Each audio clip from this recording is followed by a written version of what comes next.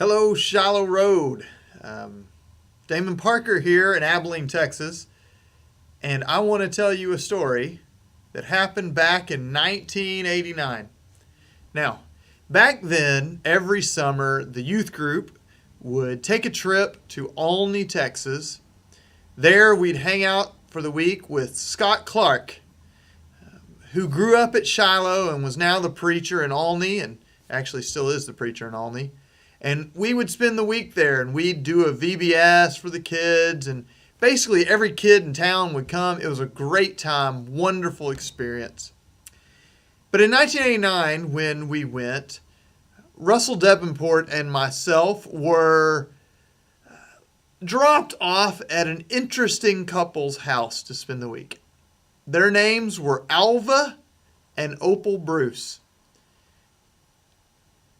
Opal was probably in her late 70s, early 80s. Alva was even older. And I'm not going to get into everything that happened that week. Just let me say that it was interesting. They were interesting people. Well, I want to tell you one particular thing that happened that week while we stayed with Alva and Opal.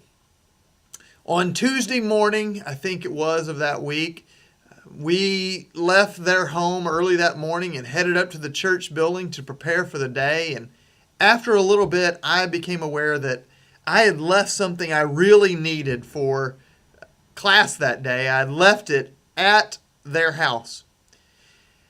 And it had taken us several days to convince them that we even needed a key to their house, even though they often weren't home. But I had a key, and so Charles Palm got in the church van and drove me over to their house.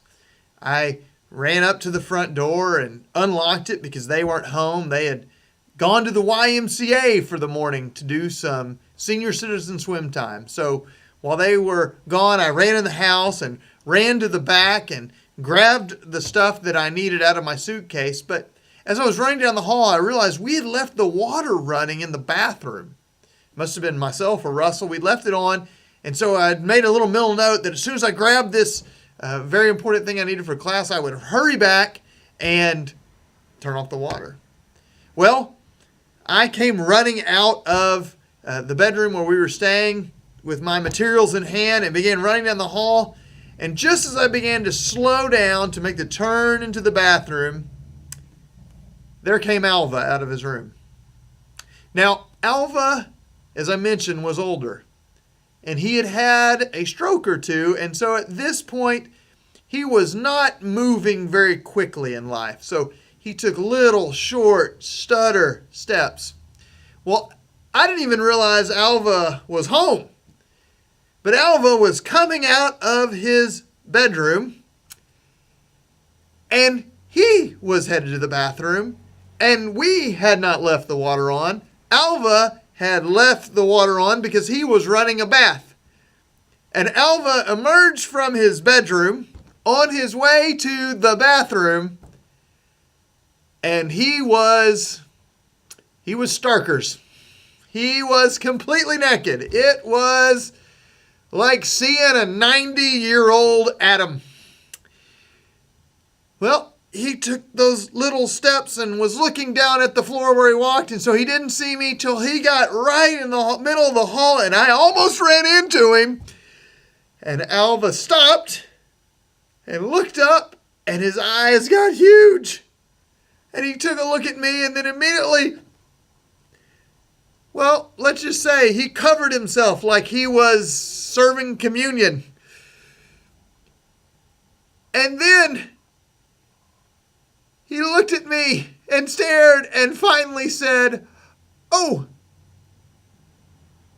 hey boy," and then turned and very slowly waddled back into his bedroom.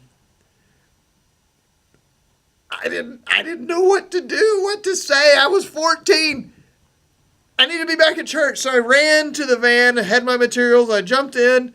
I'm sure I had a strange look on my face. Charles Palm probably said, "Is everything okay?" I said, sure, let's just go. Got to church. It was almost time for VBS, but I quickly pulled Russell aside and said, I saw Alva naked. I saw Alva naked. And Russell said, you mean like in his underwear or? No. I saw him naked. For years afterwards, as the story began to spread around, and for years, people would come up to me in passing at church who were there and just say this little phrase, "Hey, boy, you know how people can remember where they were when the Challenger exploded, when JFK was assassinated? Well, for me, that flashbulb memory that I can never get out of my head is simply that moment in the hall in Alva and Opal Bruce's house when I saw Alva in his birthday suit."